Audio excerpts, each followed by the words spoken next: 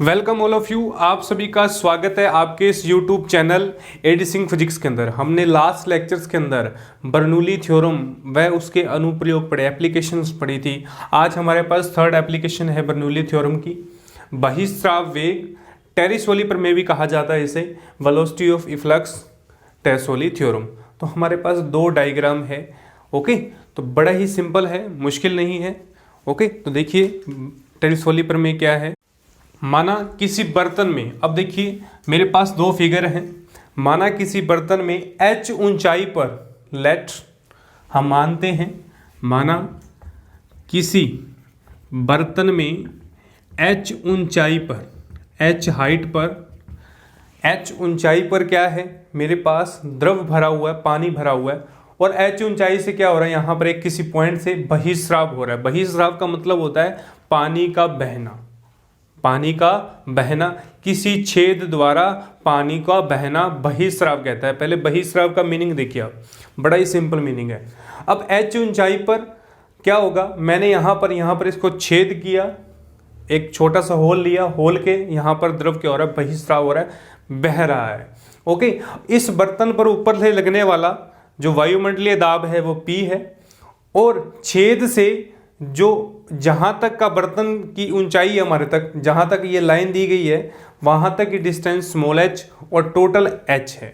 Okay, तो ये small h है, तो जहां से बहेगा ये क्या होगा, कैपिटल H माइनस H। ये क्या होगा, कैपिटल H माइनस H, यानी पूरे में से ये घटाएंगे तो मेरे पास O से यहाँ तक की डिस्टेंस आ जाएगी। ओके, सेकंड के अंदर देखिए आप, सेकंड के अंदर क्या है, x डायरेक्शन के अंदर, x दिशा के अंदर एक कोई बर्तन है, उसकी h ऊंचाई है और उसके अंदर क्या होगा, द्रव भरा हुआ है। अब मैंने एक छिद्र की जगह तीन छिद्र किए हैं। यहाँ पर क्या किए, तीन मैंने होल किए हैं। तीन होल से क्या हो रहा है, द्रव का बहिस्राव हो रहा है, द्रव का बह रहा है। ओके, तो देखिए क्या है, माना किसी बर्तन में h ऊंचाई पर क्या हुआ है, द्रव भरा है, और फिगर ए में ओ बिंदु पर क्या हो रहा है, बहिस्राव हो रहा है। क्या हो रहा है, बहिस्राव हो रहा है। अब ओ पॉइंट पर क्या हो रहा है, बहिस्राव। बर्नौली प्रमेय की सहायता से, बर्नौली प्रमेय के अनुसार, पहले अपन को बर्नौली प्रमेय का मैथमेटिकल कैलकुलेशन लिखना है। क्या होगा, rho g h plus half rho v square is equal to 0 होता है। तो ये हमारे पास क्या होती है, बर्नौली थ्योरम, समीकरण नंबर ए। सबसे पहले आपने एप्लीकेशन जब भी करना है बर्नौली थ्योरम का, बर्नौली थ्योरम को एज इट इज आपने समीकरण नंबर ए बनाना है हर डेरिवेशन के अंदर। ओके, अब देखिए, अब H के ऊपर जो है, H के नीचे O छिद्र है, O जो पॉइंट है, O होल है, उसके नीचे बहिस्राव बह रहा है। अब देखिए जो लगने वाला फोर्स है, जो उस पर लगने वाला वायुमंडलीय फोर्स है इस बर्तन पर, वो P है, H ऊंचाई है। तो यहां पर क्या होगा, फिगर ए के लिए h ऊंचाई व बर्तन की h ऊंचाई पर द्रव के लिए बर्नौली प्रमेय। अब बर्नौली प्रमेय किस तरीके से लिखेंगे, अब देखिए, पहला जो हमारे पास वायुमंडलीय फोर्स लग रहा है, दूसरा बर्नौली थ्योरम किसके बराबर होगा, इस पॉइंट से निकलने वाली कौन सी ऊर्जा। अब देखिए, द्रव बहेगा तो द्रव के साथ क्या होगा, दाब भी लगेगा, ऊर्जा भी होगी। ओके, गतिज व स्थितिज ऊर्जा होगी। तो यहां से बर्नौली प्रमेय किस तरीके से होगी, P जो होगा मेरा, जो यहां पर जो P है, ओके, प्लस गतिज ऊर्जा वो 0 होगी, प्लस रो जी एच, पहले वायुमंडलीय दाब बर्तन की ऊंचाई के अनुरूप स्थितिज ऊर्जा, स्थिति के अंदर है, दाब के अंदर P बराबर किसकी होगा, P1 बराबर किसकी होगा हमारे पास, P कौन से पॉइंट पर, O बिंदु पर, half rho v square plus half rho g h, और यहाँ H माइनस एच, यानी इस पॉइंट पर कितनी हाइट है मेरे पास, कैपिटल H में से H। ओके, तो क्या कहेंगे अपन इसको, बहिस्राव बहने वाला वेग, क्या कहेंगे कि द्रव के मुक्त सिरे यानी P वायुमंडलीय दाब के लिए बर्नौली जो प्रमेय है बर्नौली प्रमेय है। डेफिनेशन क्या होगी, अपन डेफिनेशन इसकी लिखेंगे। बर्नौली प्रमेय किस तरीके से संबंधित होगा, पहले अपन डेफिनेशन से पहले इसको हल कर लेते हैं थोड़ा सा। P, अपन हमारे पास ये दो रिलेशन आए, O पॉइंट पर बर्नौली प्रमेय लगने वाले बर्तन के बर्नौली प्रमेय के बराबर। अब यहाँ देखिए आप क्या होगा, P से P cancel, rho g capital H half rho V square plus rho g capital H minus का rho g small h। Rho g capital H से capital H cancel, half rho V square बराबर में क्या आएगा, रो g H. Okay, रो से रो cancel, जी H क्या आ गया 2 और यहाँ V आ गया, तो मेरे पास V क्या आ गया 2GH। वेलोसिटी कितनी आई 2GH, वेलोसिटी कितनी आई रूट में 2GH। ओके, तो अतः किसी बर्तन में भरे हुए द्रव का, किसी बर्तन में भरे हुए द्रव का बहिस्राव वेग उस पॉइंट से, किसी बर्तन में भरे हुए द्रव का बहिस्राव वेग। अब देखिए यहां पर डेफिनेशन लिख रहा हूं, किसी बर्तन में भरे हुए द्रव का बहिस्राव वेग। अब किसी द्रव में बर्तन में भरे हुए द्रव का बहिस्राव वेग उस वेग के बराबर होता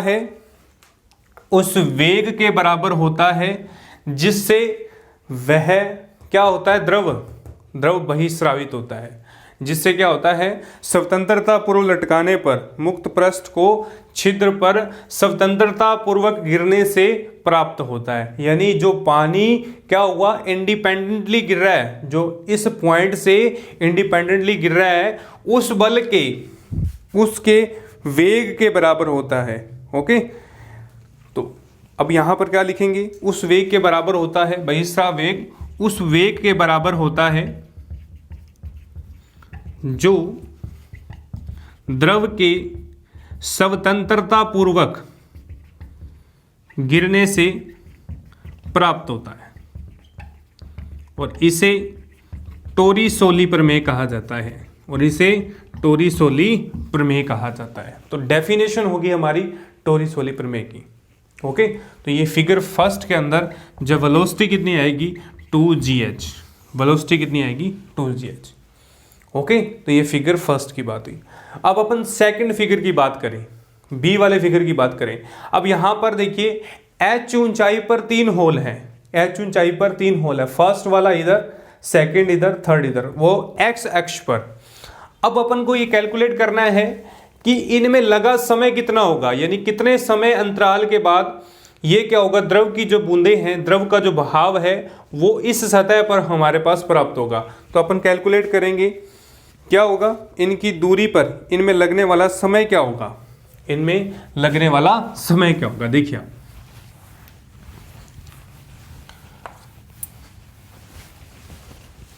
लगने वाला समय क्या होगा। अब देखिए जो फिगर बी है,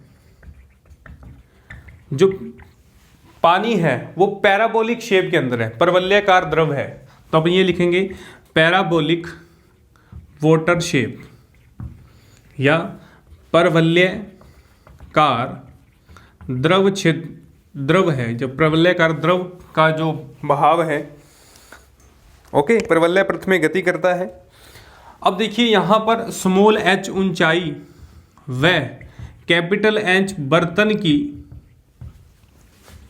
ऊंचाई पर भरे द्रव पर पृथ्वी के x अक्ष के अनुसार लगने वाला समय। अब देखिए टाइम कितना लगेगा, हमें टाइम कैलकुलेट करना है। टाइम किस तरीके से हमारे पास प्राप्त होगा, H गहराई में लगने वाला जो समय है वो किस तरीके से प्राप्त होगा। देखिए टाइम जो होगा वो 2 capital H minus G small h और यहाँ G के बराबर होगा। समय जो है वो इसके बराबर होगा, कैपिटल H G के बराबर होगा।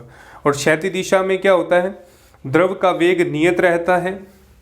क्षैतिज दिशा में जो है द्रव का वेग जो है वो कांस्टेंट रहता है। तो x बराबर क्या आएगा VT, x बराबर क्या आएगा, नियत वेग से कण की जो हमारे पास वेलोसिटी है, और ओके स्थिति कैलकुलेट कर रहे हैं, तो v क्या है हमारे पास √2gh, अभी कैलकुलेट किया था, t की वैल्यू आएगी 2h minus h upon g। Okay, तो ये हमारे पास कैलकुलेट हुआ। अब देखिए आप, अब क्या करेंगे, अब कैलकुलेशन कीजिए, क्या आएगा, g से g कैंसल, तो क्या आएगा यहाँ पर, g से g कैंसल, तो x बराबर क्या आया मेरे पास, x बराबर 2 बाहर, small h capital H minus h। तो डिस्टेंस कितनी आई मेरे पास, किस पृथ्वी पर लगने जो परास होगी, जो पृथ्वी पर लगने वाली जो परास है, द्रव की गिरने की जो परास है, वो हमारे पास यहाँ तक प्राप्त होती है। ओके, और यदि मैं ऊंचाई को मैक्सिमम करूँ, ऊंचाई मैक्सिमम करूँ, तो x मैक्सिमम प्राप्त का कहाँ होगा, 2, ऊंचाई को मैक्सिमम यानी h/2 करने पर, ऊंचाई को मैक्सिमम कब होगी, जब उसकी ऊंचाई क्या होगी, हाफ h/2, तो यहाँ s से h/2। ओके, तो क्या आएगा यहाँ पर, हाफ हाफ, और यहाँ आ जाएगा मेरे पास h। तो x मैक्सिमम कब होगा, जब अत्यधिक ऊंचाई पर हमारे पास द्रव प्राप्त होगा, अत्यधिक ऊंचाई पर हमारे पास क्या होगा, द्रव भरा होगा।